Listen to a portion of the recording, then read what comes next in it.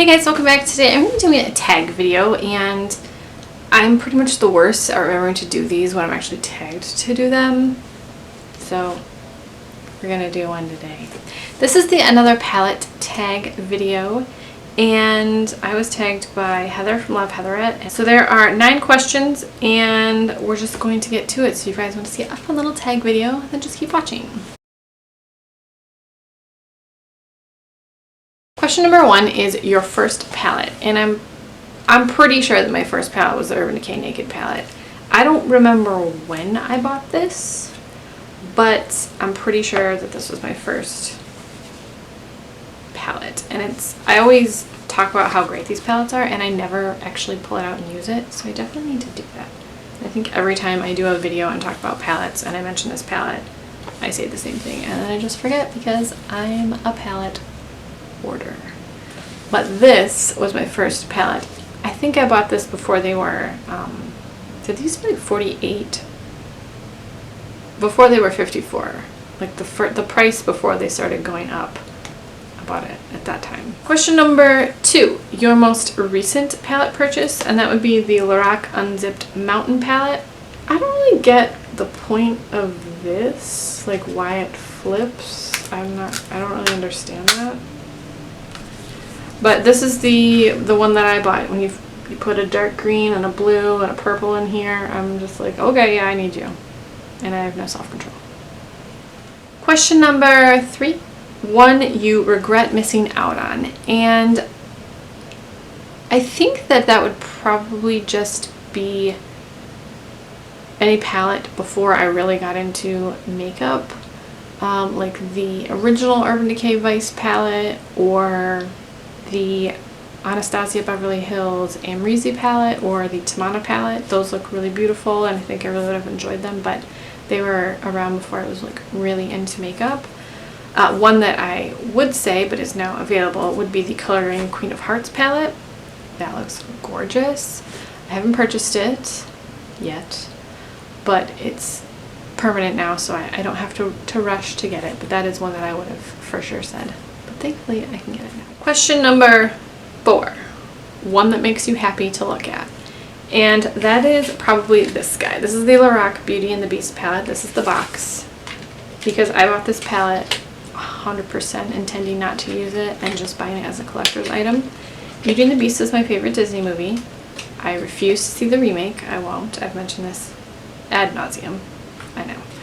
I will not see it. The original cartoon, I won't see it.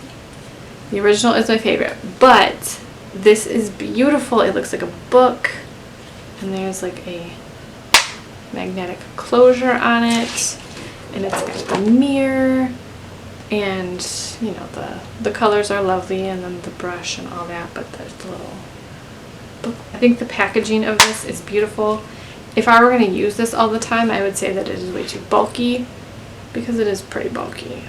But I bought this as an item to collect because I love Beauty and the Beast. Question number 5. One you've changed your mind about. I would say that is the Carli Bybel palette from BH Cosmetics. When I first used it, I thought, okay, I mean, like, it's not that great. It's like, okay.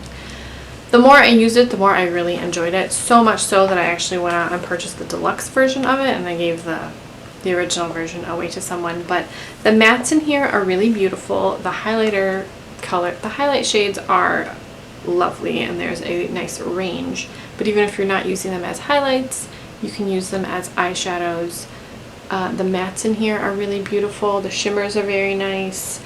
It's a very well made palette, and I think this was like $23, but you can use a coupon on it because it's on the drugstore side of Ulta, so you can use that $3.50 off 15 coupon. I really like this. I think this is a great palette. I kind of wish it wasn't so tall, because it's just a really large palette, but the shadows themselves perform well, and that's ultimately all that matters. Question number 6.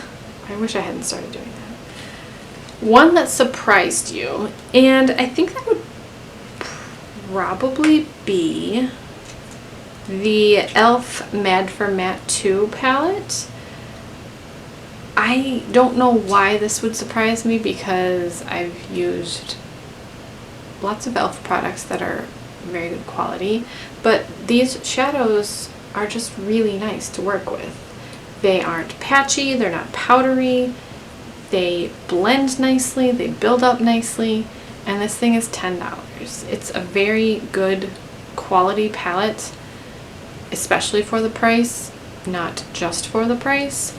So this is one that, I mean, it didn't really surprise me, but if I had to pick one, this is the one that comes to mind, I guess. Question number 7. Is that inappropriate? Question number 7. One that inspires you the most. And that is probably the Pure Cosmetics Trolls palette. I love all of the bright colors. I love the pops of color with the neutrals. I think it's very easy to create a wearable look using colors with this palette. And then if you want to go full on crazy, you can. I really like this palette, and I love the Pure shadows. They perform nicely, they blend nicely, I have no complaints with these. This is a nice size palette. It's not bulky, it's very slim. I'm a fan of this. Question number 8, one on your wish list.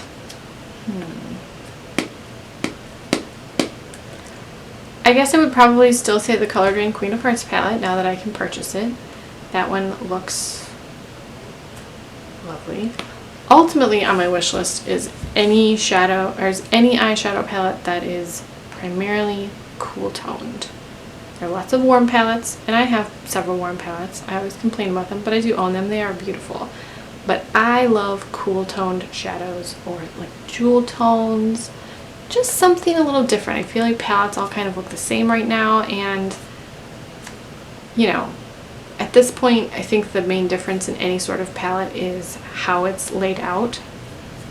I saw a very interesting graphic that took popular palettes and rearranged the shadows digitally, obviously, in color order versus how they were laid out in the palette, and it made you realize how incredibly similar palettes are, but placement of the shadows is really important for making it look new and exciting, and I just thought that was so interesting. If I remember, I will leave a link below. I saw Samantha Jean tweeted it, and I was mesmerized by that tweet. I think it was on, I don't know where it was from, Reddit, I don't know. Very interesting. So cool tones are on my wish list. And question number 9. Your no fail palette. And I'm gonna have to say that this is the Bare Minerals Regal Wardrobe palette.